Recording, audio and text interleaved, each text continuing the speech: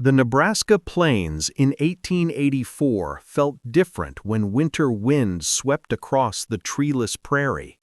Anders Bergstrom realized this when his neighbor's cabin, built exactly according to every homesteading manual, fell to 35 degrees inside, despite burning 8 cords of firewood, while summer heat turned it into a 90-degree oven.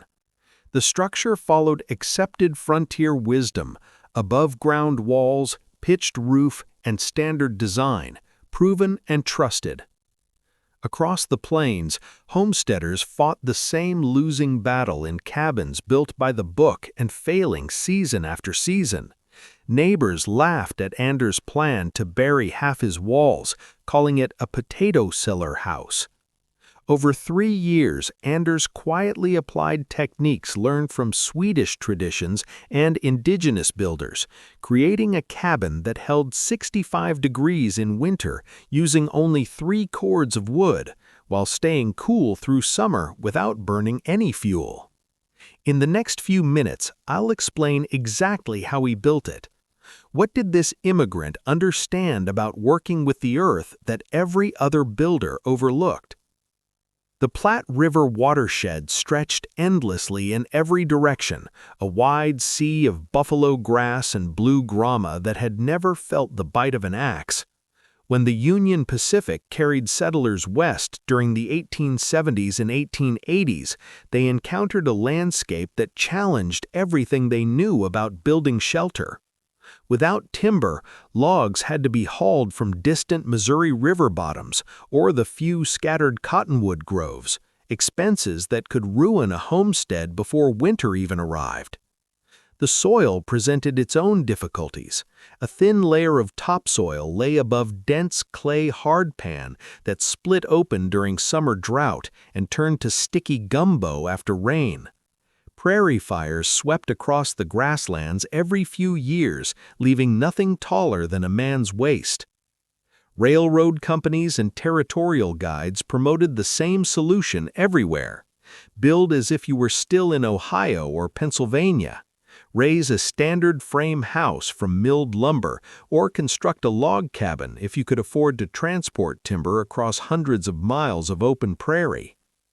Government homestead manuals included careful drawings of familiar structures: gable roofs, raised floors, full-height walls, and standard stone chimneys designed to draw well in calm air. Every settler received these pamphlets along with their land certificates. John Harvey followed those instructions precisely when he established his claim 3 miles east of the growing railroad town. He spent the summer hauling cottonwood logs from river bottoms, trading labor and cash for lumber at the depot, and building a cabin that would have looked perfectly at home in a Wisconsin logging camp. The building stood 2 stories high, with a steep roof meant to shed snow, though snow rarely stayed long on the wind-scoured plains. Harvey laid proper foundation stones, raised the floor timbers 18 inches above ground to prevent rot, and constructed a brick chimney imported at a cost of $40, nearly 2 months' wages. By December, he learned that prairie wind behaved differently from forest wind. Instead of filtering through trees and losing strength, winter gusts accelerated across the open land and struck his cabin like a steady river of cold air. The raised floor that prevented rot in timber country created a wind tunnel beneath the house, freezing the floorboards solid. His steep roof caught every blast and transferred the force into the frame, rattling dishes and loosening chinking between logs. The tall chimney that worked so well in calm weather created a Venturi effect during storms, pulling warm air out of the house and drawing icy drafts in through every crack. Harvey burned cottonwood, elm, and whatever willow he could gather from creek beds. He kept the fire going from dawn until midnight and still woke to frozen water pitchers. Interior walls gathered condensation that froze into white frost patterns, and his food spoiled from constant freezing and thawing. When spring arrived, the same cabin that could not hold warmth through winter trapped the summer heat. The dark interior absorbed sunlight through roof and walls, while the raised floor prevented the cooling effect of the earth beneath. Anders Bergstrom watched Harvey struggle through that first harsh winter with quiet attention. The Swedish emigrant carried different memories of turf houses built into hillsides in Dalarna province, where his grandfather survived winters colder than Nebraska's, using very little fuel. Those homes used earth as both wall and foundation, letting the ground's steady temperature moderate extremes that surface buildings could never control. In Sweden, builders dug foundations below the frost line and banked soil against exterior walls, creating thermal mass that absorbed summer warmth and released it gradually through winter. Yet Anders initially shared the assumptions of his American neighbors. When he first examined his claim, he planned to build a standard above-ground cabin like Harvey's. The availability of milled lumber at the railroad depot seemed to promise advantages his grandfather's methods lacked. Watching Harvey struggle and seeing other homesteaders suffer through high fuel costs and poor comfort slowly changed his thinking. Prairie conditions demanded prairie solutions. The turning point came when Anders discovered abandoned earth lodge sites, once used by Pawnee bands who had been relocated years earlier.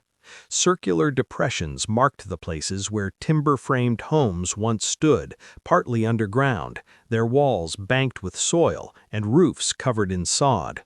For generations, the Pawnee had lived in these semi-subterranean homes, raising families and storing food in spaces that stayed cool through summer and required little fuel in winter. Anders realized that the prairie itself offered resources ignored by conventional homestead wisdom. The moment he began digging, neighbors gathered to watch. Harvey and others joked that the Swede was building an oversized root cellar and planning to live like a badger. They called the design a potato cellar house and warned that spring melt would flood the place. Even the county land agent questioned whether a partly underground house would qualify as a proper dwelling, though the law required only a habitable residence, not any specific design. Anders continued digging. He excavated 5 feet below ground level and laid fieldstone footings beneath the frost line. Yet major problems remained unsolved. Drainage and moisture control would determine whether the project succeeded or failed. His knowledge of Swedish turf houses provided the foundation of the idea, but prairie soils and weather differed greatly from Scandinavian conditions. He worked partly from memory, partly from observation of indigenous building, and partly from careful experimentation. The central challenge remained clear: how to use the Earth's stable temperature without surrendering to the Earth's moisture. How to build a house that worked with the prairie instead of fighting it. The prairie hardpan that frustrated other settlers became Anders' greatest advantage. About 20 inches below the surface, a dense layer of glacial clay formed an impermeable barrier that shed water like slate if it was used correctly. Anders had learned from watching Harvey's cabin settle and crack that surface drainage mattered more than foundation depth. Water that pooled against foundation stones would freeze and expand, creating the very frost heave that destroyed conventional structures. The solution required thinking like water itself, understanding where it wanted to go and helping it get there. Anders began with the gravel beds he remembered from Swedish mill foundations. He hauled crushed limestone from a creek bed 12 miles north, breaking it down to pieces no larger than a man's thumb. This aggregate went down first, in a layer 8 inches thick, extending 2 feet beyond the planned wall line in every direction. The gravel created a capillary break, a zone where water could drain freely instead of wicking up into the foundation stones through the natural suction of prairie clay. Above this drainage bed, Anders laid his fieldstone footings using limestone blocks quarried from the same creek bed. Each stone fitted tight against its neighbor without mortar that would crack and freeze-thaw cycles. The wall construction that rose from these footings defied every conventional technique Anders' neighbors understood. Instead of building standard timber framing and then backfilling against it, Anders constructed what amounted to a double wall system. The interior wall used traditional post and beam framing, with cottonwood timbers spaced 16 inches on center. But this structural frame stood completely independent of the earth contact portion. Outside this timber framework, Anders built a secondary wall using the cut sod technique he had observed in abandoned Pawnee Lodge sites. Prairie sod cut in late September held together like natural concrete. The deep-rooted buffalo grass and blue grama had spent the summer creating a fibrous mat that could be sliced into blocks 18 inches long, 12 inches wide, and 4 inches thick. Anders stacked these sod blocks in running bond pattern, like oversized bricks, each course overlapping the joints of the course below. The grass roots continued growing even after cutting, knitting the blocks together into a solid mass that became stronger with time rather than weaker. Between the timber frame and the sod wall, Anders packed loose prairie soil mixed with chopped grass, creating a thermal mass 24 inches thick. The moisture control system that made this wall assembly work came from observing how prairie dog towns shed rainwater. Prairie dogs excavated their burrows with sophisticated drainage features, entrance tunnels that sloped away from living chambers, and exit holes positioned to catch prevailing winds for ventilation. Anders adapted this biological engineering by creating a perimeter drainage collar around his foundation. He excavated a trench 1 foot wide and 18 inches deep, running parallel to the foundation face, and positioned 3 feet away from the exterior wall face. This trench he filled with the same crushed limestone used in the foundation bed, creating a French drain that intercepted surface water before it could reach the sod walls. The splash zone protection came from Swedish farmstead techniques his grandfather had used around stone foundations. Anders built a sloping apron of packed clay and gravel that extended 4 feet from the wall base, graded to fall 6 inches over that distance. This apron finished with a surface layer of limestone chips, directed roof runoff and wind-blown moisture away from the foundation zone. The combination of French drain and graded apron created a defensive system that kept the earth mass walls dry even during the heaviest prairie storms. Construction details that seemed minor proved crucial to the system's success. Anders oriented his cabin with the long axis running east-west, positioning the main entrance on the south face, where winter sun could reach the interior and summer heat could be controlled. The timber framing used mortise and tenon joinery secured with wooden pins rather than iron nails that would rust and weaken in the moisture-laden earth environment. Every timber received a coating of pine tar rendered from scrub pine found in creek bottoms, protecting against insect damage and moisture intrusion. The earth banking technique required precise timing and technique. Anders waited until late October when the soil held optimal moisture content, damp enough to pack solidly, but not so wet that it would slump or create drainage problems. He built up the earth bank in layers, compacting each lift with a wooden tamper before adding the next. The final bank rose to within 6 inches of the roof eave on the north, east, and west walls, leaving the south face exposed for light and access. This asymmetrical earth coverage created a natural windbreak that deflected prairie gusts up and over the structure instead of driving them through wall gaps. The first test came with the blizzard of January 1885. For 6 days, temperatures dropped below zero, while winds drove snow horizontally across the prairie. Harvey's cabin, despite continuous fires fed with precious cottonwood, never warmed above 35 degrees. Ice formed on the interior walls, and Harvey's family huddled in bed wearing all their clothing. 3 miles away, Anders maintained a comfortable 65 degrees with 2 small fires each day, burning less than half a cord of wood during the entire storm, while Harvey consumed nearly 2 cords in the same period. The mechanism behind this dramatic difference lay in thermal mass physics that neither builder fully understood, but that Anders had learned to use effectively. Earth temperature at 5-foot depth remained constant at approximately 55 degrees year-round, unaffected by surface weather extremes. The massive sod walls absorbed heat slowly during warm periods and released it gradually when surface temperatures dropped, creating a thermal flywheel that smoothed out daily and seasonal temperature swings.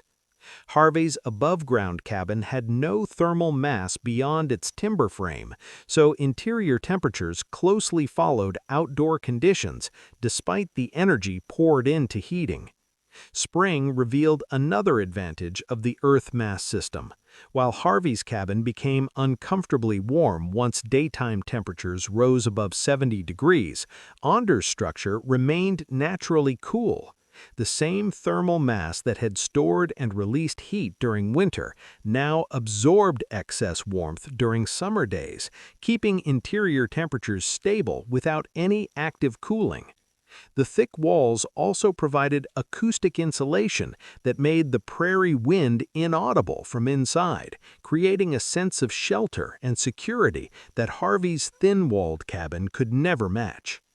By autumn of 1885, practical results had silenced most of the ridicule from neighboring homesteaders. Anders had spent less than 3 cords of fuel during his first year of occupancy, while Harvey and other conventional builders averaged 8 to 10 cords. The labor investment in excavation and earth banking had been substantial, but it was one-time work that continued paying dividends with every season that passed.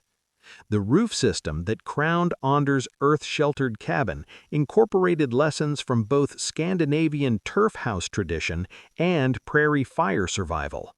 Standard homestead roofs used steep pitches designed for snow loads that rarely materialized on the wind-scoured plains, while their exposed surfaces created vast heat-collecting areas that turned cabins into ovens during summer months. Anders designed a low-pitched roof with a 6-in-12 slope, reducing the surface area exposed to solar gain while maintaining adequate drainage for the occasional heavy rains that swept across the prairie. The structural framework used cottonwood rafters spaced 18 inches on center, each rafter notched to sit securely on the top plate of the interior timber frame.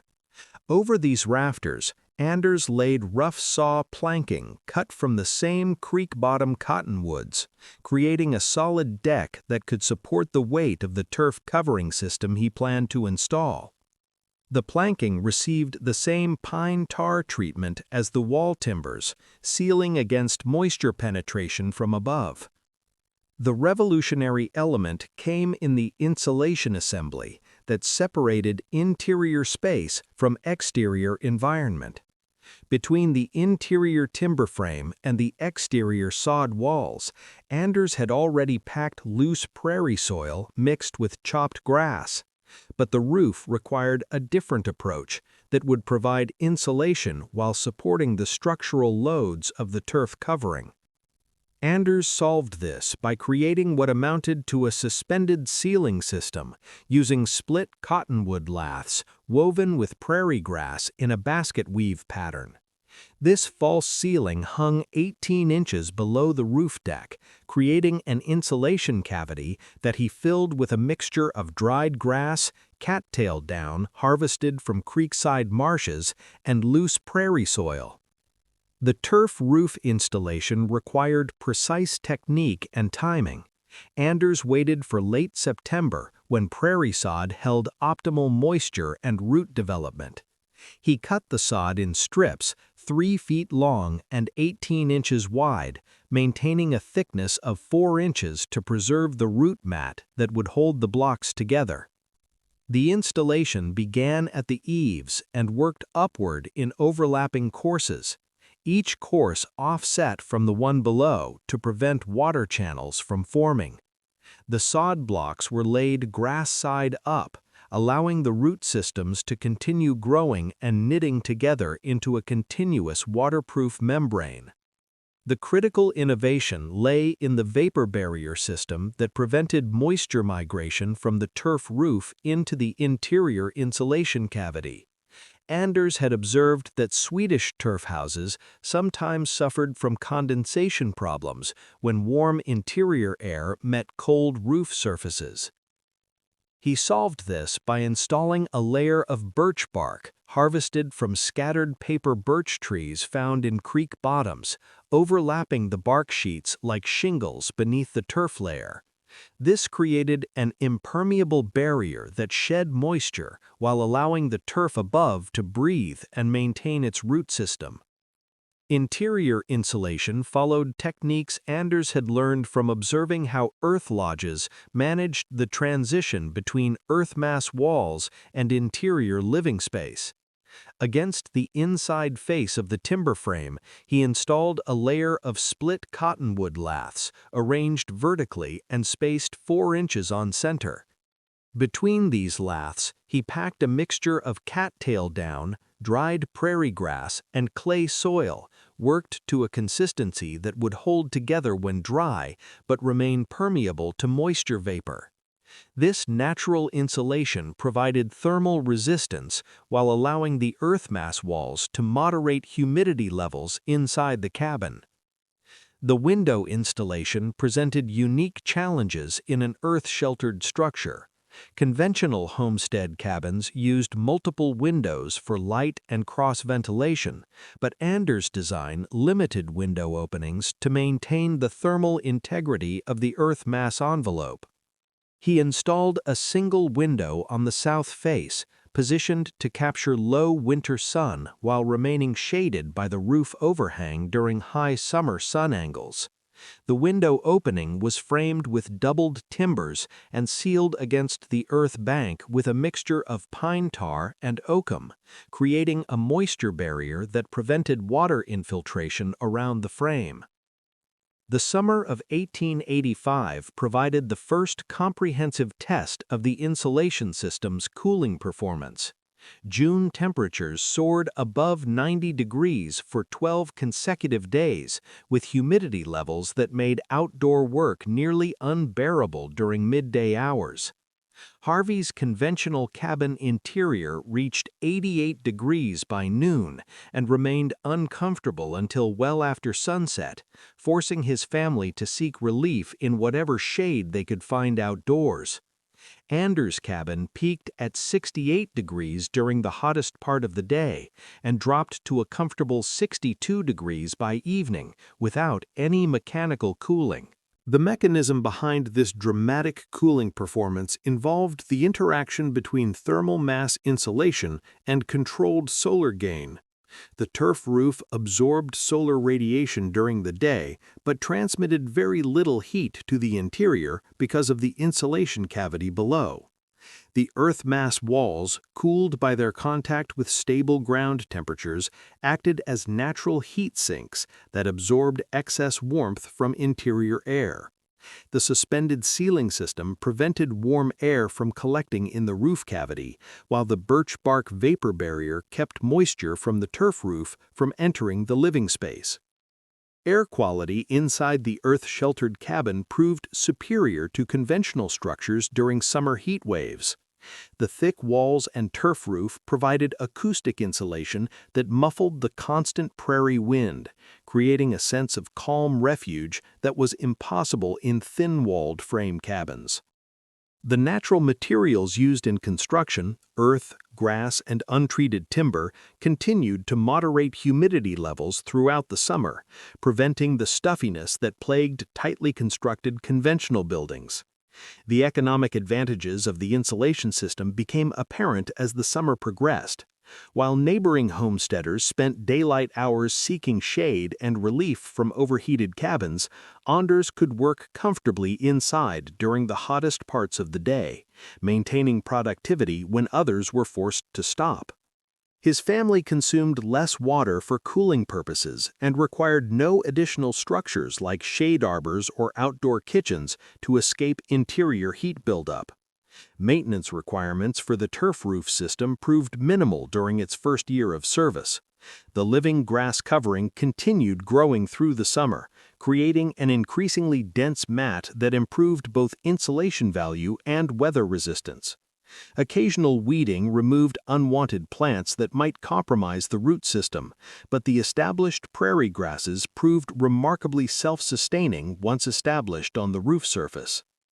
By autumn of 1885, the complete envelope system had demonstrated performance characteristics that contradicted every assumption about prairie construction. The combination of earth mass walls, turf roof insulation, and controlled solar gain had created interior conditions that remained comfortable year-round with minimal energy input, proving that working with natural systems rather than against them could provide superior results at lower costs than conventional construction methods. The ventilation system that controlled air movement through Anders' cabin represented an entirely different approach to managing interior climate than the simple door and window method used in conventional homesteads. Prairie buildings faced unique airflow challenges: summer heat that could kill without adequate cooling, winter winds that could strip away heating fuel faster than it could be burned, and the constant threat of prairie fires that could overwhelm any structure dependent on external air intake during critical moments. Anders designed a dual-mode ventilation system based on observations of how prairie dog burrows managed airflow. Prairie dogs created tunnel systems with multiple entrances positioned to catch or avoid prevailing winds depending on seasonal needs. Anders adapted this principle by installing low-level air inlets at the base of his south-facing wall, where the earth bank met the exposed timber frame. These inlet vents, constructed with adjustable wooden dampers, drew air from the cool zone created by the earth mass walls rather than from the surface where temperatures fluctuated wildly. The outlet portion of the system used ridge vents positioned at the peak of the turf roof designed to create natural draft through stack effect. Hot air naturally rose to the roofline where it could be expelled through adjustable openings that could be sealed completely during winter or opened wide during summer cooling periods. The critical innovation lay in the positioning of these outlets. They sat beneath the turf layer but above the birch bark vapor barrier, creating an exhaust pathway that did not compromise the roof's weather resistance. During summer operation, the system created a continuous cooling circuit. Cool air entered through the south wall inlets, absorbed heat from the interior space, and rose to exit through the ridge vents. The earth-banked intake air remained 10 to 15 degrees cooler than surface air because it passed through the thermal mass zone before entering the living space. This natural air conditioning system moved air constantly without mechanical power, maintaining interior comfort during the brutal prairie summers that made conventional cabins uninhabitable during daylight hours. Winter operation required completely different airflow management. Anders sealed both inlet and outlet vents using fitted wooden plugs backed with cattail-down insulation, converting the cabin into a sealed thermal system that conserved every degree of heat generated by the small fires he burned for cooking and occasional warming. The earth mass walls provided sufficient thermal regulation to prevent condensation problems, even with minimal air exchange, while the thick insulation system prevented heat loss through the building envelope. Fire resistance became a critical design element after Anders witnessed a prairie fire sweep through a neighboring homestead in late September of 1886. The fire had started from a lightning strike 15 miles upwind and raced across the grassland at speeds that outran horses. Harvey's cabin survived only because the wind shifted at the last moment, but several outbuildings burned to their foundations, and the intense heat cracked the stones in Harvey's chimney, requiring expensive repairs before winter. Anders had anticipated this threat by eliminating vulnerable exterior wood surfaces wherever possible. The earth banks that surrounded three sides of Anders' cabin created a natural fire break that extended 4 feet from the structure in all directions. The turf roof, constantly kept moist by its living grass covering, would resist ignition even from burning debris that might land on its surface. Most importantly, Anders had positioned his chimney and flue system entirely within the earth-banked protected zone, rather than extending it above the roofline where it could catch wind-driven embers during prairie fire season. The flue system used a horizontal run through the north earth bank before turning vertical inside a protected stone chimney that rose only 2 feet above the turf surface. This configuration provided adequate draft for the small fires Anders burned, while presenting minimal profile to catch sparks or create fire hazard during prairie fire season. The horizontal flue run also captured additional heat from the exhaust gases, transferring it to the thermal mass of the earth bank, where it contributed to interior heating. Tornado resistance emerged from the low-profile design that had developed for other reasons. The cabin's earth-banked form presented minimal wind surface to the rotating storms that swept across the Nebraska Plains. Where Harvey's tall cabin caught wind loads across its entire above-ground surface area, Anders' structure deflected wind up and over its rounded earth banks.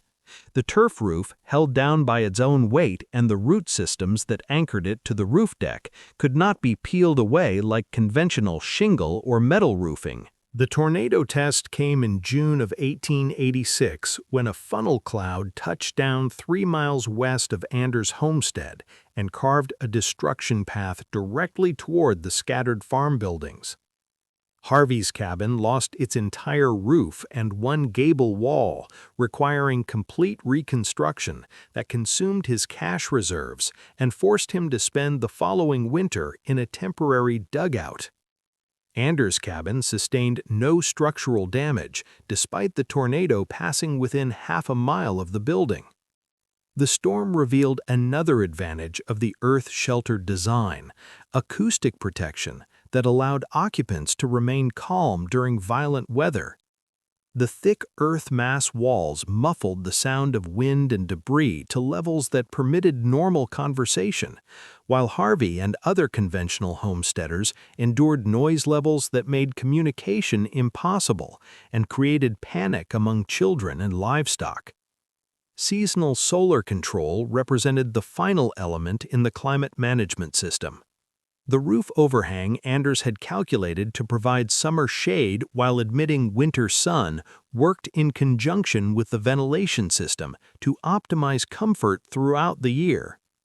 During winter months, when the sun tracked low across the southern sky, solar gain through the single south-facing window supplemented the small fires Anders burned for heating. The thermal mass of the earth walls absorbed this solar heat during the day and released it gradually through the cold prairie nights. Summer solar control operated automatically through the roof overhang design, which blocked high-angle summer sun, while the ridge ventilation system expelled any heat that did penetrate the building envelope. The combination of controlled solar gain, thermal mass storage, and natural ventilation created interior conditions that remained comfortable without active heating or cooling systems throughout the year. By autumn of 1886, the complete climate control system had proven itself through 2 full annual cycles and several extreme weather events. Anders' fuel consumption remained at 3 cords annually, while his neighbors averaged 9 cords, and his structure had suffered no weather-related damage, while conventional buildings around him required constant maintenance and periodic major repairs. The integration of ventilation, fire resistance, and storm resistance into a single coherent system demonstrated that thoughtful design could provide superior performance across all the challenges prairie life presented. The winter of 1887 to 1888 broke every record for sustained cold that had been kept since railroad weather stations began operating on the Nebraska Plains. From December 15th through February 20th, temperatures remained below zero for 67 consecutive days, with the thermometer dropping to minus 32 degrees on January 9th. Blizzards struck every week, piling snowdrifts that buried fence lines and forced livestock to shelter in whatever protection they could find. The cold penetrated so deeply that wells froze solid and had to be thawed with heated stones lowered on ropes. Harvey's cabin became uninhabitable by New Year's Day, despite burning 12 cords of precious cottonwood hauled at enormous expense from the river bottoms 40 miles away. Ice formed on the interior walls, reaching a thickness of half an inch, and his water bucket froze solid even when positioned directly beside the fireplace. His family moved into the barn with their livestock, sharing body heat with cattle and horses in a desperate attempt to survive until the cold broke. 3 other conventional homesteads in the township suffered similar failures, forcing families to abandon their claims or accept charity from neighbors who had fared better. Anders' cabin maintained interior temperatures between 60 and 65 degrees throughout the entire cold siege, while consuming less than 4 cords of fuel. The thermal mass system that had proven itself during normal winters now demonstrated its capacity to handle extreme conditions that destroyed conventional construction. The earth bank surrounding the structure created a microclimate that moderated even the most brutal surface conditions, while the turf roof continued to provide insulation despite being buried under snowdrifts that would have collapsed lighter roofing systems. The economic calculations that emerged from this winter transformed attitudes throughout the region. Harvey's fuel cost exceeded $40, nearly 6 months' cash income for a typical homesteader, while Anders spent $12 on the same heating needs. But the true cost difference lay in the infrastructure damage that extreme cold inflicted on conventional buildings. Harvey required $8 for chimney repairs where repeated freeze-thaw cycles had cracked the masonry, $15 for new window glazing that had shattered during the coldest nights, and $22 for structural repairs where frost heave had shifted his foundation stones. Anders' maintenance costs for the same period totaled less than $2, spent on pine tar to seal minor gaps where settling had occurred in the earth banks. The turf roof actually improved during the winter as the grass root systems continued to strengthen and bind the sod blocks into an increasingly durable covering. The thermal mass walls showed no signs of frost damage because their earth contact design had eliminated the freeze-thaw cycling that destroyed surface-exposed foundations. The summer that followed proved equally punishing to conventional structures. Temperatures exceeded 90 degrees for 43 days between June and August, with humidity levels that made outdoor work impossible during midday hours. Harvey's rebuilt cabin interior reached 95 degrees during the hottest afternoons, forcing his family to construct a temporary shelter in the creek bottom where they could escape the heat. Other homesteaders abandoned their claims entirely during this period, unable to endure the combination of winter heating costs and summer cooling impossibility. Anders' cabin peaked at 70 degrees during the most extreme heat, maintaining comfortable conditions that allowed normal daily activities to continue uninterrupted. The earth mass cooling system that had performed well during typical summers now proved capable of handling weather that overwhelmed every other building technology available to prairie settlers. The economic advantage extended beyond fuel savings to include maintained productivity during periods when other homesteaders lost entire work seasons to weather extremes. The vindication came quietly at first, as neighbors began visiting Anders' cabin during the worst weather periods to experience the comfort his design provided. Harvey arrived one January evening when his own cabin had become too cold for his children to sleep safely, and spent 3 hours in Anders' living room, marveling at the stable temperature and absence of drafts. Word spread through the township that the Swedish immigrants' potato cellar house was not only habitable but comfortable during weather that made conventional cabins dangerous. The county homestead inspector, Robert Mills, conducted an official evaluation of Anders' cabin in March of 1888 and documented the performance comparison in his annual report to the territorial government. Mills recorded fuel consumption figures, structural integrity assessments, and habitability ratings that demonstrated the superiority of earth-sheltered construction over conventional methods. His report recommended that homestead manuals be revised to include earth banking techniques as an approved construction method for prairie conditions. The adoption process began with immigrant families who possessed cultural memory of earth-sheltered construction from their homelands. A Swedish family named Lindstrom built a modified version of Anders' design on their claim 6 miles south, incorporating turf roof techniques they remembered from Dalarna province.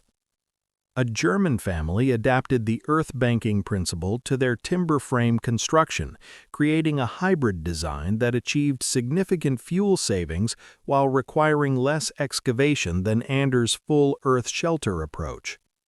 By 1890, 7 homesteads within a 20-mile radius had incorporated earth banking principles into their construction, each adaptation reflecting the builder's cultural background and available materials. The Lindstroms developed an improved turf cutting technique that reduced labor requirements by 30% while maintaining insulation performance. A Norwegian family created a modular earth bank system that could be built in stages as time and labor permitted, allowing homesteaders to improve their thermal performance gradually, rather than requiring the major initial investment that Anders' design demanded. The technical refinements that emerged from these adaptations improved upon Anders' original design in several important ways.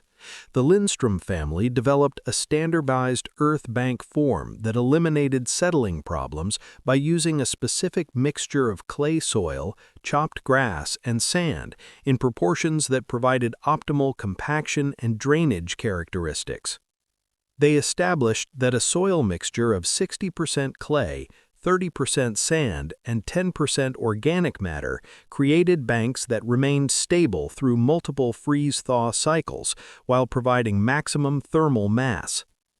The legacy extended beyond individual homesteads to influence territorial building codes and homestead education programs.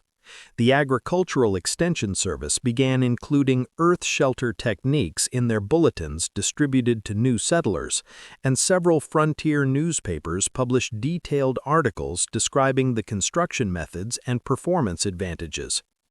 Railroad companies updated their homestead promotional materials to acknowledge that prairie conditions required different building approaches than those suitable for forested regions. The principle that Anders had proven through practical demonstration that working with environmental conditions rather than against them produced superior results at lower cost became embedded in regional construction knowledge that persisted well into the 20th century. Even after conventional heating and cooling technology made extreme fuel efficiency less critical, builders continued to use earth banking and thermal mass principles for their comfort and durability advantages.